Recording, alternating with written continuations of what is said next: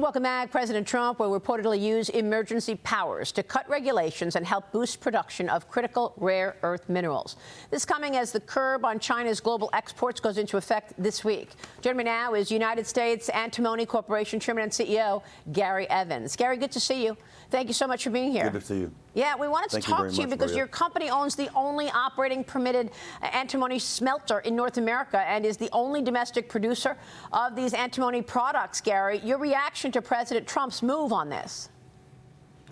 Well, you got to remember that the critical minerals associated with antimony were banned by China going back as far as last September of last year. So we're coming up on 9 months of this ban. So that obviously has caused a significant disruption in the entire marketplace.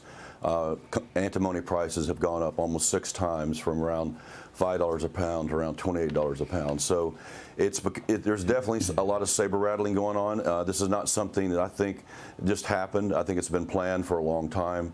And China's largest mine is gone. It was been depleted last year.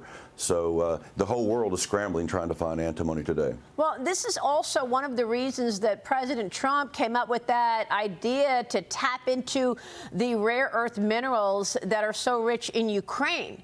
How much does that move the needle, do you think? For our company, zero. We cannot find any antimony deposits in Ukraine. There are some other rare earth minerals there, undoubtedly, but antimony does not appear to be one of them. I see. And tell me where the demand is coming from. I mean, automakers have called out China over the export restrictions on rare earth alloys, mixtures and magnets, saying that it will cause production delays and outages. Some European auto part plants, including Mercedes-Benz, have suspended output in response. Is this largely the auto sector? Where else do you see the demand for antimony? All across all kinds of businesses. For instance, every lead-based battery that's in cars today, which is 98% of all batteries, has water, plastic, and lead and antimony, and you can't have a battery without antimony. So, but on the military side, this is where it's much more important. You can't really fire a bullet anywhere in the world without antimony. It's a hardy material for lead, and it keeps the bullet going straight and hot coming out from the gunpowder. So laser-guided missiles, night vision cameras, night vision binoculars, solar panels, I could go on and on. We actually make antimony for a company that does fire retardants for roofing materials and for tents for the military. So over half of our business goes to suppliers of the military, and then we also have the ability to sell antimony ingots to the Department of Defense. Well, this is a very important point that you make, and that is why we have this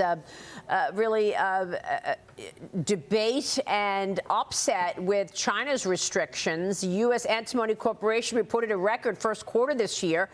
You're seeing the price of antimony soaring to $51,000 a ton, and I know you have plans of expanding your Thompson Fall, Montana facility. But Gary, what else would you like to see in the way of policy to move the needle here? Well, the problem is today, no antimony is currently being mined in the United States or Canada. We plan to change that here over the next 60 days. We have over 35,000 acres of mineral leases in the state of Alaska, and so we'll start bringing that material to Thompson Falls. It's a 2,100-mile truck route, but it seems to be very, very high quality antimony, and we're pretty excited about that. And antimony in Alaska served the Korean War, Vietnam War, and WW1, so it's a known area for having antimony deposits. The problem is the price historically had been too low, but now you're seeing antimony prices, like you say, up 6 times, and so deposits from all over the world are becoming economic that were not economic before. And is there any replacement in terms of use for the military or the auto sector or across those other industries that you discussed? Is there any replacement that you can think of that would replace antimony if, in fact, you still see this kind of shortage?